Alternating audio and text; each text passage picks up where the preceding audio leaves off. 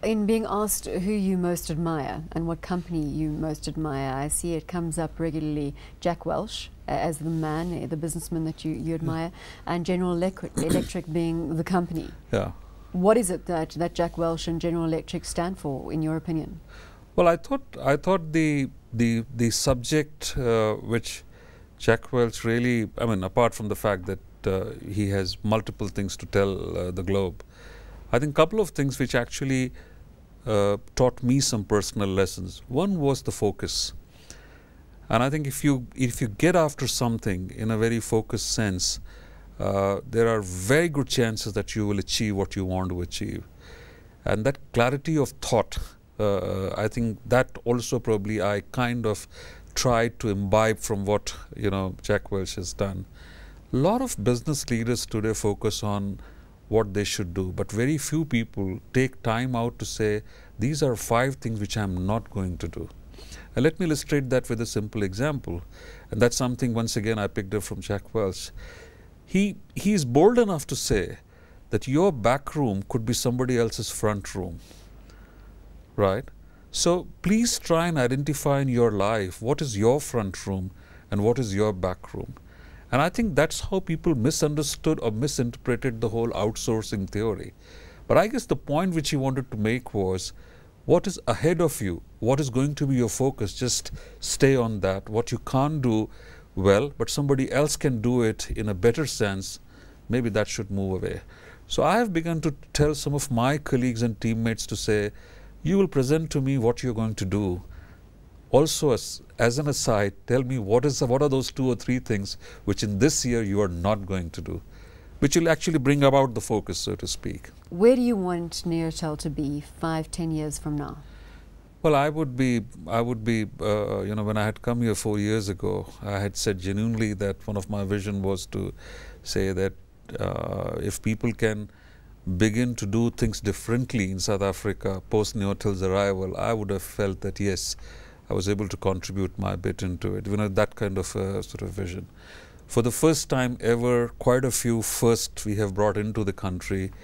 If you ask me personally, I think 5 years, 10 years down the road, if at all anything, I would like that feeling to be that much more sort of ingrained in everybody's mind. I know today we have made a difference already, but I think I would like to reach out to a much wider population base, which is what is the mandate to begin making difference in the lives of common man on the street. I've begun to make the difference, but not to cheat anybody and not to cheat myself particularly. I think that task is still half done, and I think we need to reach out to every other corner of this place. I don't believe so much in the fact that it should be just 1 country or 5 countries or 6 countries. I think Neotel should be able to make that visible difference, and that's what we are looking for. To this point, the majority of your influence has been in the corporate arena. What is uptake for your services like in corporate South Africa? In our targeted market, we have already been picking up close to about 14 to 15% of market share in sort of revenue terms, so to speak. The good news is that more than 50% of our incremental business is coming from our existing customers.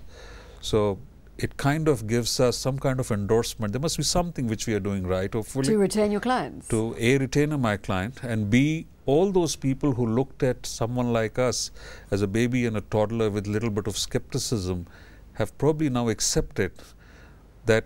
And I'm not saying accepted as in a loose word, but accepted more in terms of product, service, performance, to say they can rely more and more on me. In other words, probably I'm becoming more of,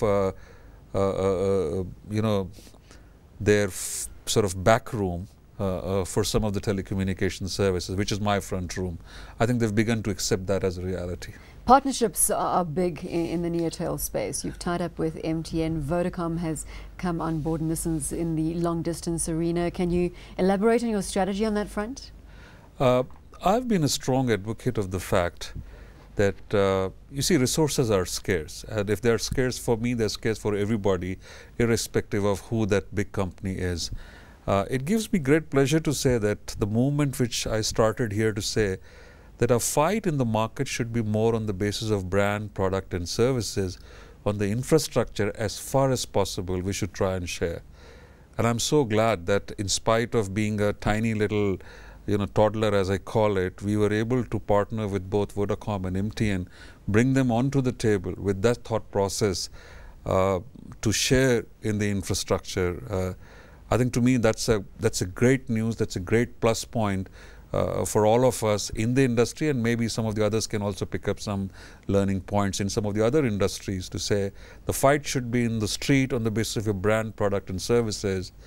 On the infrastructure, try and share as much of resources you because can. ultimately that's going to benefit the end consumer. I was about to say. Corporate or the man in the street. Absolutely. Ajay.